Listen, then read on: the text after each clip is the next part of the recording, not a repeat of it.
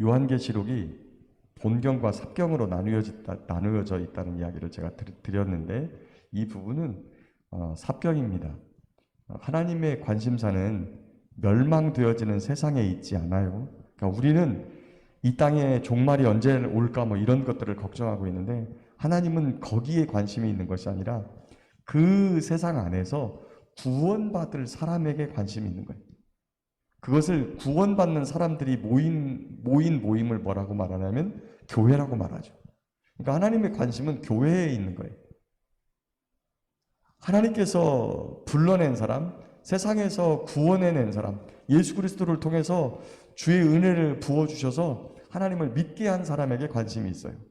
그 사람들, 또 그 사람들을 맡긴 사람이 누구냐면 주의 종들이죠. 주의 종들이 어떻게 행하느냐에 따라서 그 교회가 방향이 결정이 돼요.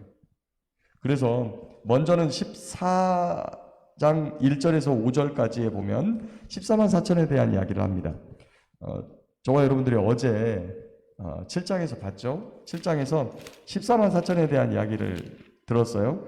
그 14만 4천이 하나님의 종들이에요. 하나님의 종들의 이마에 인맞은 자들이 14만 4천인데 그 14만 4천을 말하는 거예요. 근데 여기 보면 저와 여러분들이 성경을 보면 14만 4천을 따로 이야기하고 있고 하나님의 백성들 셀 수 없는 큰 무리, 흰옷을 입은 큰 무리를 따로 이렇게 이야기를 하고 있어요. 그러니까 이 14만 4천이 하나님 앞에서 설 수 있는 전체가 아니라는 사실이에요. 이게 지금 신천지는 거기에 빠져 있죠. 그 14만 4천 안에 들어야 된다라고 말하는데 14만 4천은 그게 아니에요. 14만 4천은 교회를 대표하고 또 하나님께서 어린 양들을 맡기신 종들을 말하는 거예요. 종들.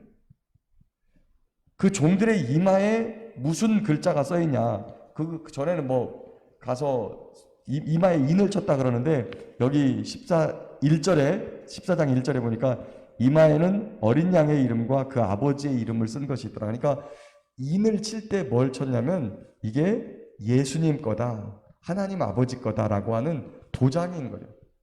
그렇게 우리 눈에 예수님 거 이렇게 하나님 거 이렇게 아니고 이게 이제 상징적인 의미인데 구약의 이스라엘 백성들이 하나님께서 애굽에서 구원해 가지고 그들을 광야로 인도해서 시내산에서 언약을 맺어요.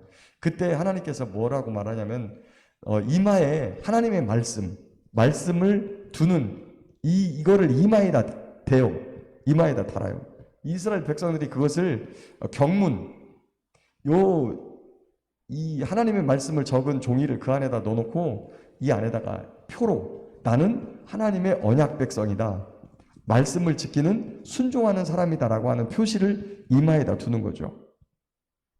그런 것과 같이 이 사람이 하나님의 사람이다라고 하는 표시가 바로 그거예요. 그런데 그들이 하늘에서 찬송을 하는데 거기 3절에 그들이 보좌 앞과 네 생물과 장로들 앞에서 새 노래를 부르니 땅에서 속량함을 받은 14만 4천 밖에는 능히 이 노래를 배울 자가 없더라. 근데 그거보다 더 중요한 게 있어요. 그 노래가 무슨 노래인가? 이게 이제 나중에 모세의 노래, 구원받은 자가 하나님을 향해서 부르는 찬송 이런 걸 말하는 거죠. 그런데 그거보다 더 중요한 건 4절이에요. 4절과 5절. 이 사람들은 여자와 더불어 더럽히지 아니하고, 자 여기서 여자는 이게 이 땅에서 결혼하지 않은 사람이란 뜻이 아니에요, 여러분. 결혼하지 않은 사람이라는 뜻이 아니라 나중에 보면 이 음녀에 대한 이야기가 뒤에 나와요. 이 땅에 이 교회를 종교 삼아 가지고 그 다음에 잘못된 교훈과 세상 교훈을 함께 믹싱해 가지고 하나님의 말씀을 가르치고 그 안에 빠져 있는 그 음녀를 말하는 거지. 이게 하나님께서 복으로 우리에게 주신 아내를 이야기하는 게 아니라는 거죠. 물론 이 여자를 아내 아닌 다른 여자를 눈에나 마음에 두고 있는 것을 간음이라고 하는데 이 부분에 대해서는 창세기부터 요한계시록까지 간음에 대해서는 하나님께서 굉장히 많이 엄하게 경고를 하세요. 육신의 간음도 매우 엄하게 다스리고 또한 육신의 간음을 하는 사람은 영적인 간음이 함께 이루어진다고 보는 거죠. 자기 아내를 평생을 함께 하기로 한 아내를 옆에 두고 딴 여자를 보는 건 일생을 영원토록 함께하기로 약속한 주님을 놓고 딴짓을 하는 것과 똑같다. 이렇게 성경이 늘 경고하고 있기 때문이에요. 자, 다시 한번 읽겠습니다. 이 사람들은 여자와 더불어 더럽히지 아니하고 순결한 자라. 어린 양이 어디로 인도하든지 따라가는 자며 사람 가운데 속량함을 받아 처음 익은 열매로 하나님과 어린 양에게 속한 자들이니 그 입에 거짓말이 없고 흠이 없는 자들이더라. 자, 여기 보면 첫 번째 여자와 더불어 더럽히지 않고 순결한 자, 두 번째 어디로 인도하든지 따라가는 자, 세 번째 사람 가운데서 속량함을 받아 처음 익은 열매. 이게 무슨 얘기냐면 나중에 이 부분을 저기 앞에서 보면 우리가 이게 11장에 나오는데요. 11장에 보면 이 두중인이라는 이야기가 나옵니다. 두중인에 대한 이야기가 나와요. 14만 4천은 전체의 인원으로 보면 14만 4천이에요. 마지막 시대에 하나님의 말씀을 전해서 이 땅에 회개의 복음을 전하는 마지막 종들이거든요. 그런데 이들이 각각의 장소, 그러니까 예수님께서 제자들을 파송할 때 70명의 제자들을 파송했는데 그 제자들이 각각의 동네에 있는 몇 사람씩 갔죠? 2사람씩 간 거예요. 2사람씩 짝을 지어서. 그래서 도착한 곳에서 전하는 복음은 두중인의 복음이에요. 그런데 전체 인원은 70명이었죠. 이 말씀을 이렇게 해석합니다. 전체 인원은 14만 4천인데 그 복음을 짝지워서 각각의 처소에서 그 다음에 각각의 그런 동네에 보냄을 받은 사람은 2사람씩으로 본다. 그리고 또한 이 두 증인은 어떤 의미가 있냐면 두 촛대, 두 감람나무 이런 뜻이 있어요. 구약의 스가랴서에 보면 거기 보면 단순히 이게 어떤 단순한 교회를 말하지 않고 한 교회는 이스라엘의 교회, 한 교회는 이방인의 교회, 이렇게 두 교회가 이 땅에서 짝이 되어서 하나님의 말씀을 복음을 전한다. 이러한 뜻을 또 이렇게 있다고 설명하시는 분이 있습니다.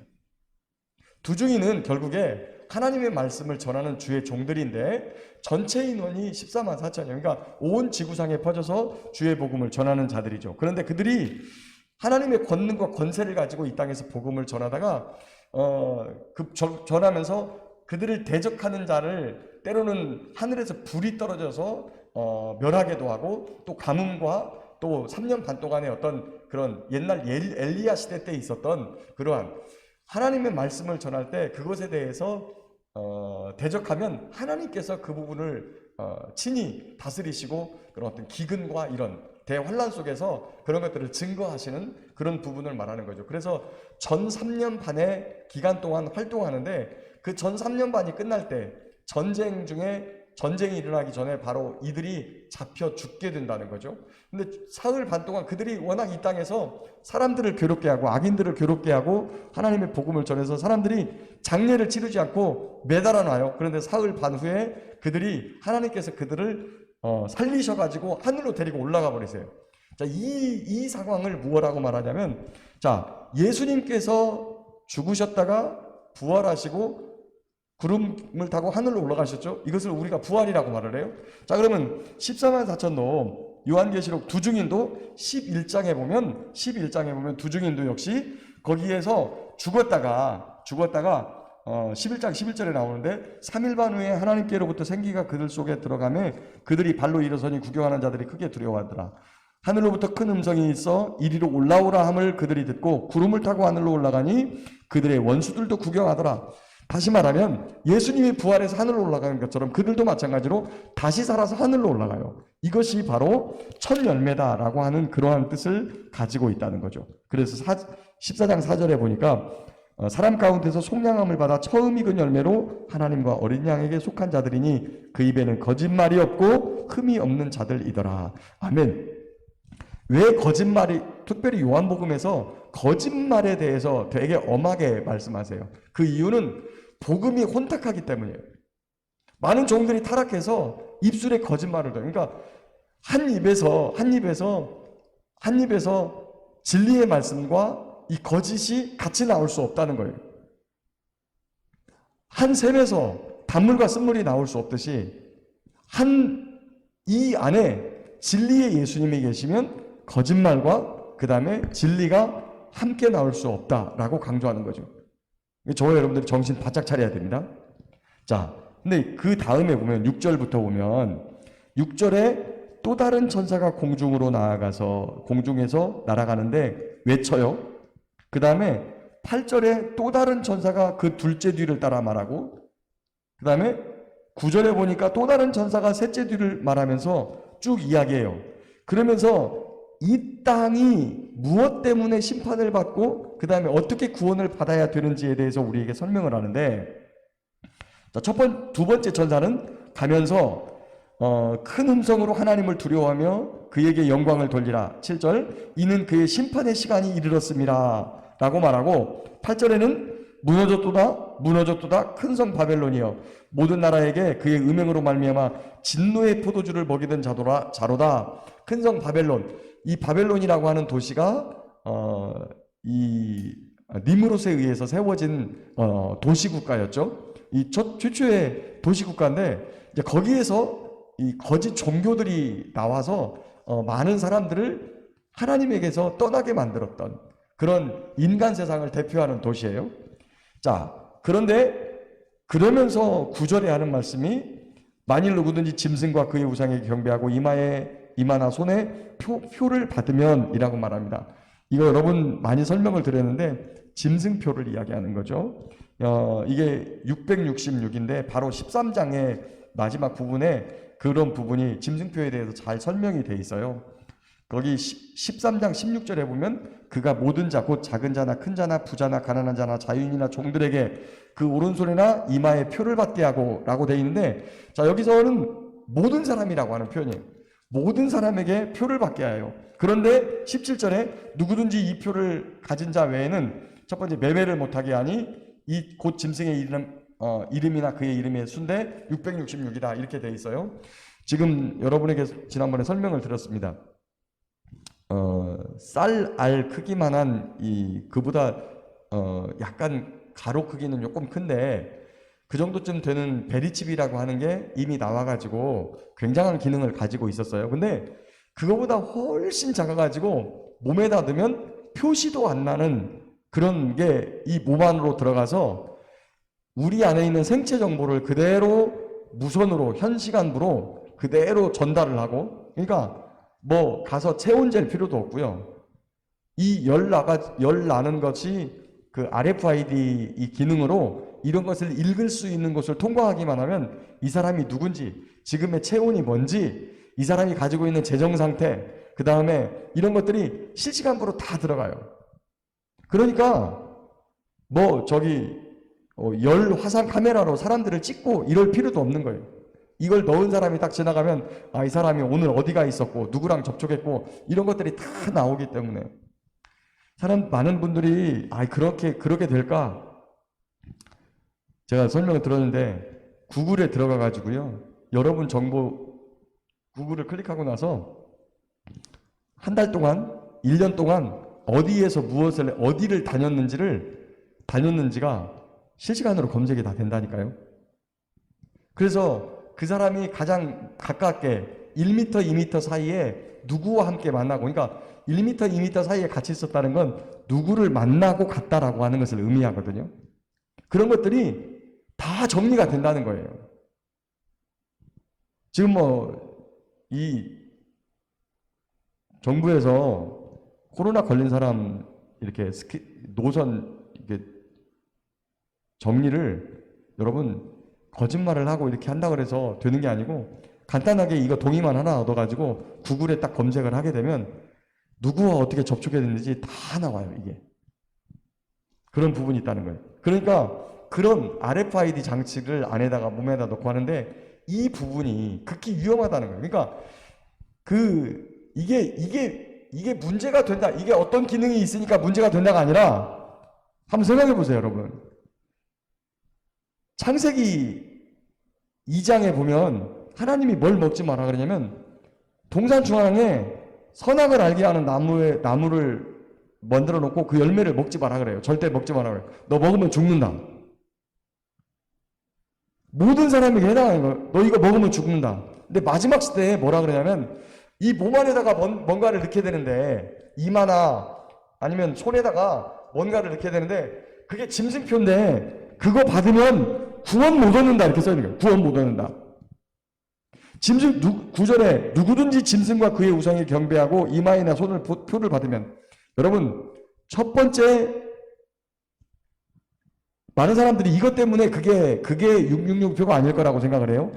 누구든지 짐승과 그의 우상에게 경배하고 이렇게. 그런데 우리는 원어를 우리 성경으로 우리말로 번역을 할 때의 한계성이 있어요. 자, 이 부분을 이렇게 바꿔도 돼요.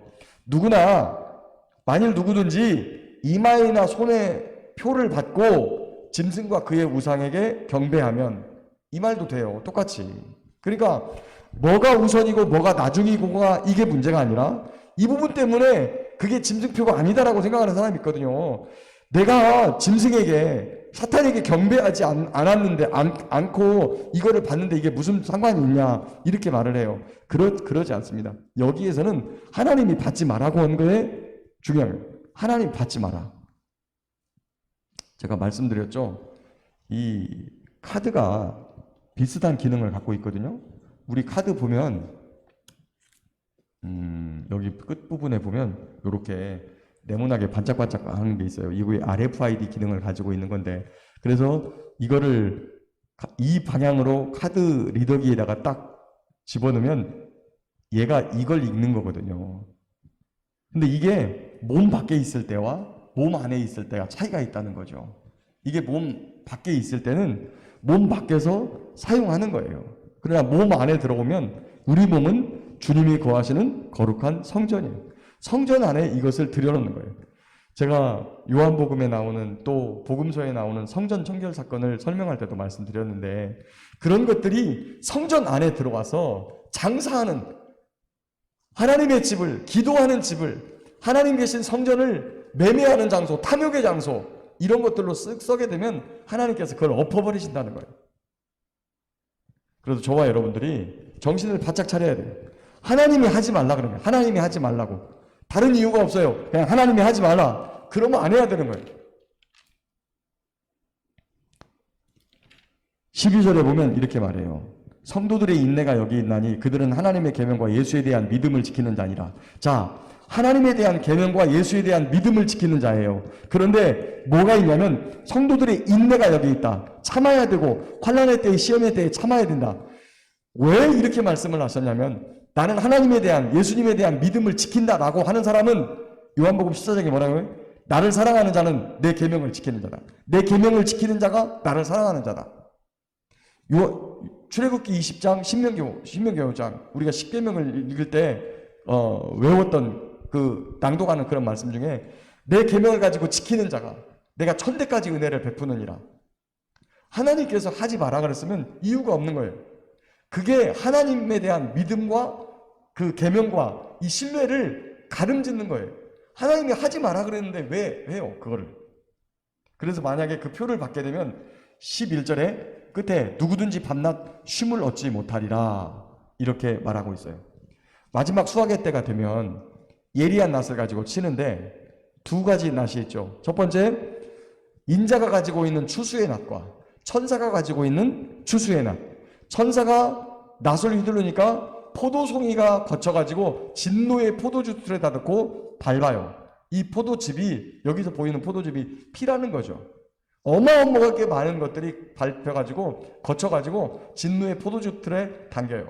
그리고 예수님이 낫을 휘두르면 알곡이 거쳐서 이제 하나님의 곳간, 하나님의 나라에 저장하게 되는 것이죠. 하나님의 나라로 인도하게 되는 것이죠. 알곡을 추수하는 예수님의 모습을 우리에게 보여주고 있습니다.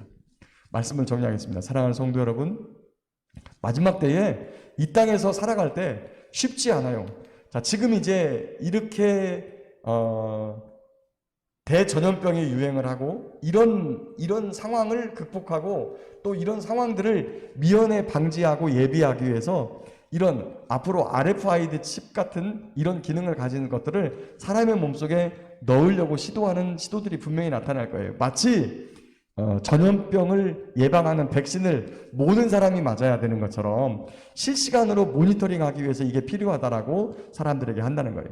근데 그런 것들이 우리 성경과 매우 밀접하게 관련이 있다는 거예요. 분명히 그것은 사람들에게는 문명의 이기로 전파되어지고 그런 것들을 받지 않으면 노령연금도 못 받고 국민연금도 못 받고 여러 가지 그런 압박을 주면서 받아야 된다고 말할 것입니다. 그래서 쉽지 않아요. 저와 여러분들은 하나님의 말씀으로 살고 사람이 떡으로만 사는 것이 아니요 하나님의 입에서 나오는 모든 말씀으로 살 것이라 하였느니라.